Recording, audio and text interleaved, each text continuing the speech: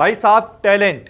Rising Asia cup में पाकिस्तान ए ने India को शिकस्त दी, ओमान को पिछाड़ा और उसके बाद यूएई को आज रगड़ के रख दिया और इस तरह पाकिस्तान ए ने ग्रुप में टॉप पे फिनिश किया है, इंडिया से भी ऊपर।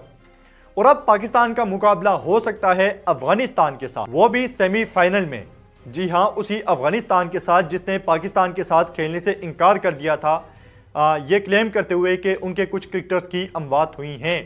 और अब जो है वो पाकिस्तान और अफगानिस्तान का मुकाबला हो सकता है या फिर पाकिस्तान और श्रीलंका का।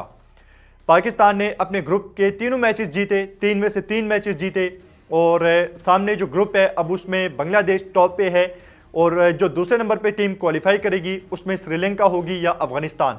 श्रीलंका का मुकाबला बांग्लादेश के साथ है और अगर बांग्लादेश हरा देता है श्रीलंका को तो फिर अफगानिस्तान के चांसेस काफ़ी ज़्यादा होंगे, बल्कि वो क्वालिफाई कर सकता है हांगकांग को शिकस्त दे के कि वो पाकिस्तान के साथ मुकाबला करे। लेकिन उसी जगह पे अगर श्रीलंका जीत जाता है बांग्लादेश के साथ, फिर अफगानिस्तान के पास ये मौका होगा कि वो एक बड़ी शिकस्त दे हांगकांग को और बड़ी शिकस्त दे के वो फिर टकरा सकता है पाकिस्तान के साथ सेमीफाइनल में। तो चांसेस हाई हैं कि क्योंकि बांग्लादेश की टीम टॉप पे है और काफ़ी ज़्यादा चांसेस है कि बांग्लादेश श्रीलंका को भी पिछाड़ दे। और अगर ऐसा होता है तो क्या फिर वही माहौल देखने को मिलेगा जो पाकिस्तान वर्सेस इंडिया के मैचेस में होता है? कोई हैंडशेक नहीं है, जो मीडिया पे जंग चलती है, मुकाबला चलता है, क्या उसी तरह के सीन्स देखने को मिलेंगे और लफ्जी गोलाबारी चलेगी? ये सब कुछ हमें देखने को मिल सकता है पाकिस्तान और अफगानिस्तान के मुकाबले में। अब बात करते हैं आज के मैच के बारे में, जो कि था पाकिस्तान वर्सेस यूएई। मैच में कुछ भी नहीं था, पाकिस्तानी बॉलर्स ने बिल्कुल पहले दबा के रखा यूएई के बैट्समैनों को और पूरी टीम आउट हो गई 59 रन पे। सिर्फ 2 ऐसे बल्लेबाज थे यूएई के जो डबल फिगर में गए, एक ने 20 बनाई, दूसरे ने 12 बनाई। और पाकिस्तान की तरफ से आज जो है वो शानदार बॉलिंग की। सुफियान मुकीम ने 4 ओवर में 12 रन दिए, 3 विकेट्स ली। इसके अलावा माज सदाकत ने 4 ओवर में 19 रन दिए, 2 विकेट्स ली।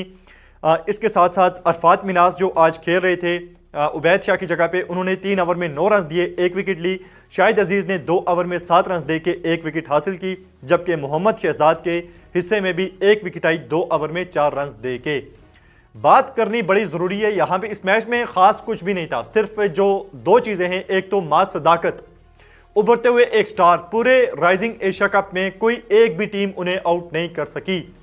पहले मैच में वर्सेस ओमान 96 रन बनाई, दूसरे मैच में इंडिया के अगेंस्ट 79 रन बनाए और आज के मैच में 37 रन बनाए 15 बॉल पे और आज भी नॉट आउट रहे। और इसके साथ साथ बॉलिंग में भी शानदार बॉलिंग की, इकॉनमी उनका 5 से नीचे रहा और साथ में उन्होंने 7 विकेट्स भी ली। तो माज सदाकत एक ऐसे उभरते हुए स्टार हैं जो सबकी नजरों में आ गए हैं इंडिया के अगेंस्ट परफॉर्म करने के बाद। और आज भी उन्होंने तबाहकुन इनिंग खेली, जिस तरह से इंडिया के अगेंस्ट खेली थी, ओमान के अगेंस्ट खेली थी। 37 रन बनाए 15 बॉल पे और पाकिस्तान को जीत दिलवाई।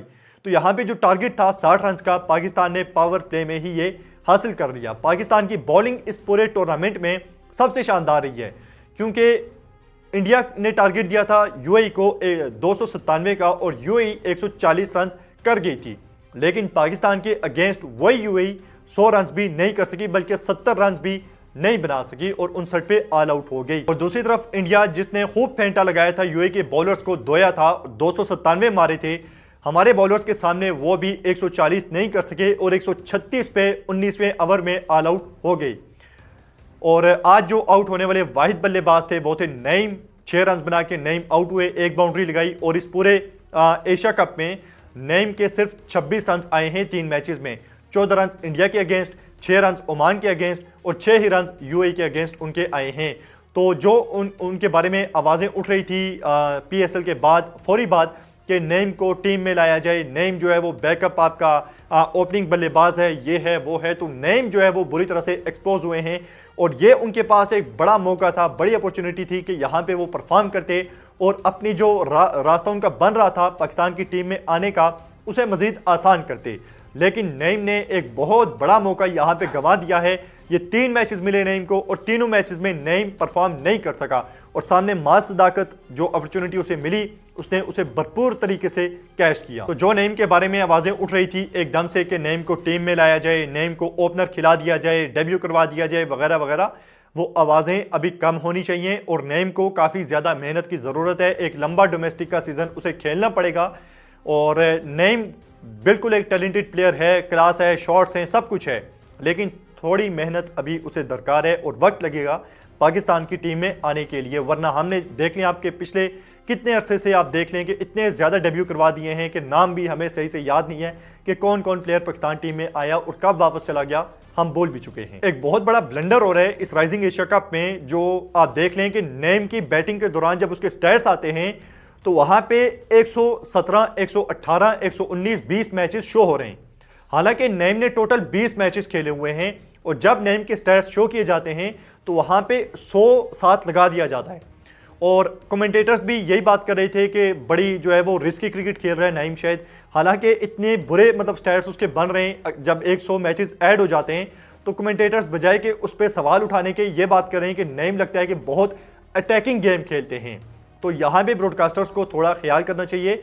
एक मैच में मिस्टेक हुई, हमने इग्नोर किया, दूसरे में हुई, इग्नोर किया, लेकिन ये तीसरा मैच है जिसमें मुसलसल नईम के जो स्टैट्स हैं वो गलत दिखाए जा रहे हैं। तो यही था आज के मैच का हाल अहवाल और जो भी स्टैट्स वगैरह थे सब कुछ। बाकी देखते हैं कि पाकिस्तान का मुकाबला अफगानिस्तान के साथ होता है या फिर श्रीलंका के साथ।